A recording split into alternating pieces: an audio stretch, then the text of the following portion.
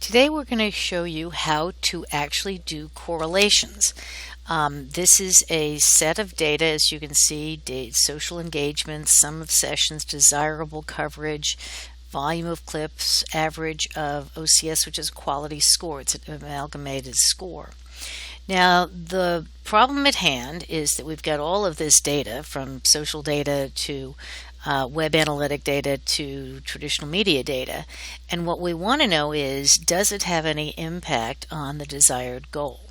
And in this case, the desired goal is visitors' downloads of the visitor guide. The client here is a travel destination. Leadership had agreed that if somebody went to the website and downloaded or requested a video guide, the visitor guide, that was an indication of consideration and preference. So that constituted an outcome that was desired.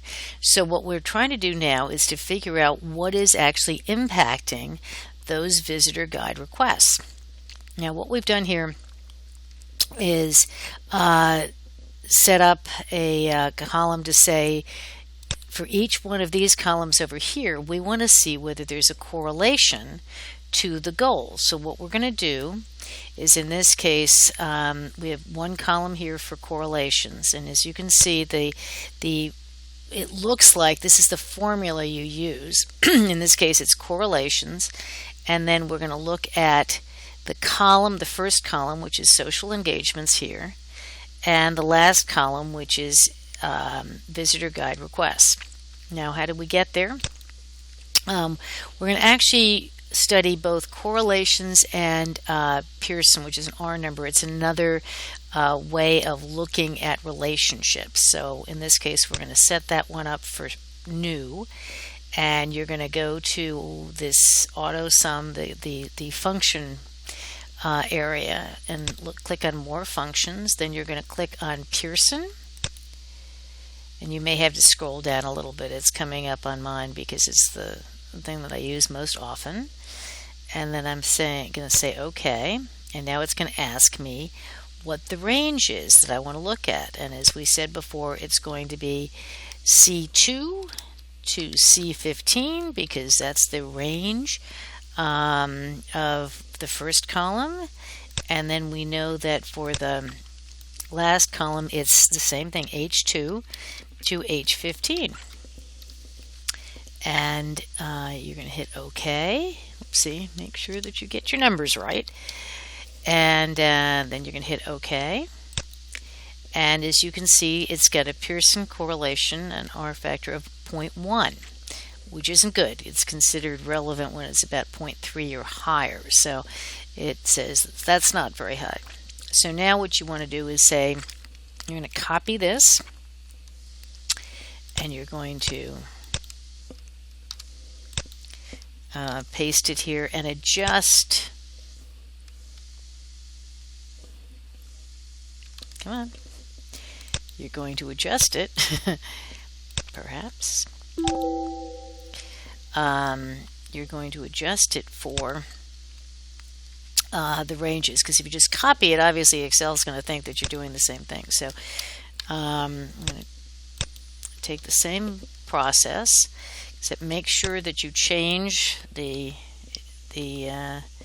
numbers, because Excel doesn't know what it is that we want to do. So the next column there is sum of sessions, which is D2 to D15.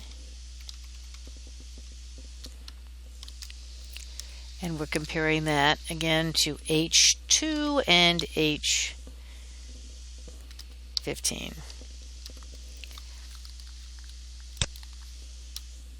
Return, and now you have a 0.94. As you can see, these numbers are the same, but for the purposes of this illustration, I'm showing you sort of the easiest way to get to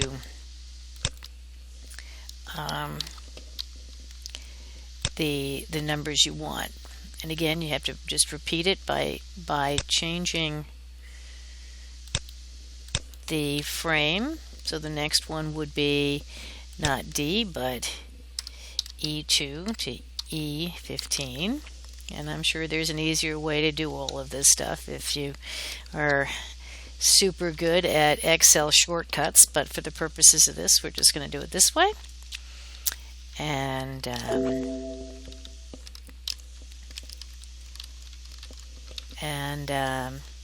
so as you can see, the sessions to goals are pretty high, right? So your web analytics to goals, there's clearly an indication there, and that the more traffic you have on the website, the more goal completions there are. Now this is desirable coverage. So one would think, of course, that desirable coverage would correlate to positive actions, right? Except that it doesn't. As you can see,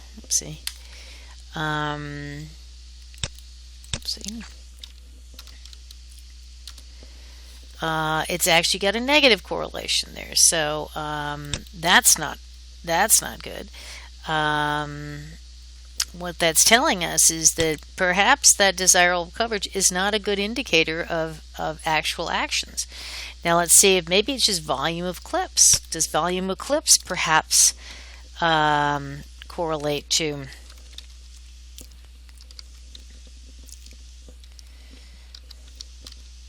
and the answer is no, it doesn't either. So now we're going to look at the optimal content score. And the optimal content score is basically looking at those things that senior leadership knows actually drive behavior from their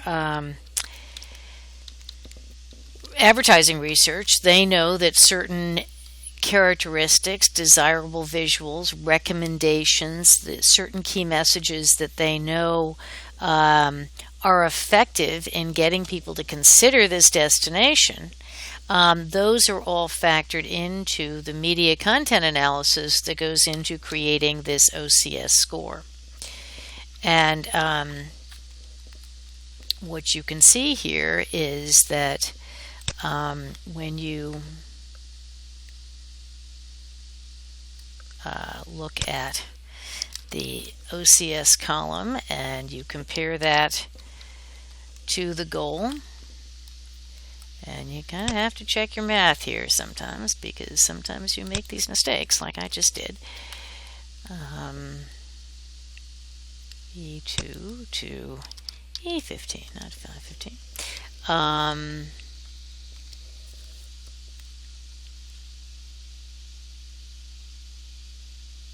Except for the fact that we're looking at the wrong thing. It's G2, not E2. So G2 to G15. And you can see it's almost a 0.3, rounded up to a 0.3. And that means that there is some validity between this quality score and the goal. Then the question is, of course, if sessions yields the highest level, the highest correlation, does this quality score, does media content creating that contains those good high quality elements to it, does that also drive sessions? So now we're going to look at the OCS score as we just did, which is, again, that's G. So we're going to put in G2 to G15 and look at that relative to sessions, which is D2 to D15. And as you can see, it does. So what this is just proven is that media quality, as defined by those containing those criteria that advertising research show drives consideration and preference, and ultimately has driven behavior to requests for the visitor guide. So that's how you do correlations.